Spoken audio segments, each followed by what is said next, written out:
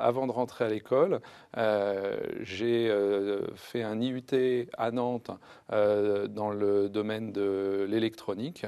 J'ai fréquenté l'école jusqu'en 1992 où j'ai obtenu un diplôme du département ETN.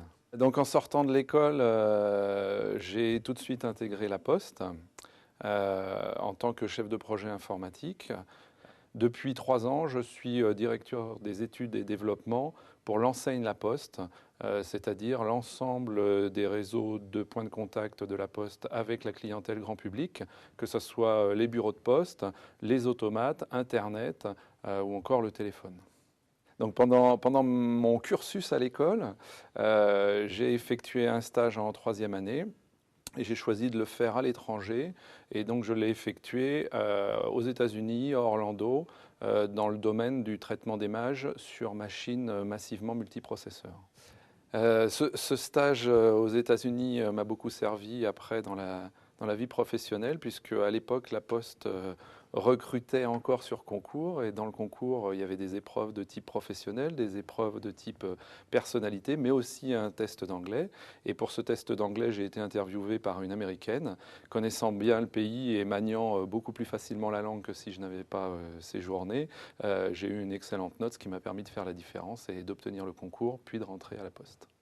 J'ai beaucoup apprécié le parcours effectué à Polytech et j'allais dire encore plus avec le recul, sous plusieurs aspects.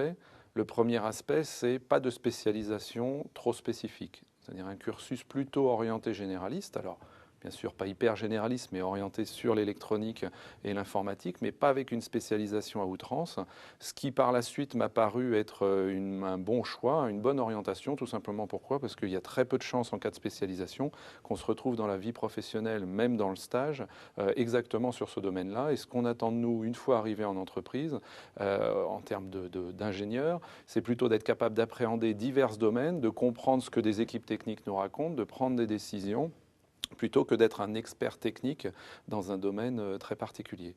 Donc ça, c'est quelque chose que j'ai apprécié et que je continue d'apprécier. L'autre domaine, c'était l'état d'esprit, certes, savoir-faire, mais aussi savoir-être et savoir-vivre.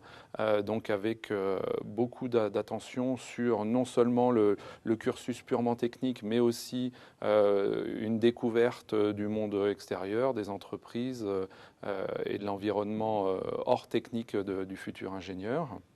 Et puis bien entendu, j'ai apprécié et j'ai participé à diverses activités au sein de l'école, la junior entreprise, qui m'a permis de découvrir l'énorme différence entre un bidouillage étudiant sur un coin de table et un produit livrable fini, recetté, documenté.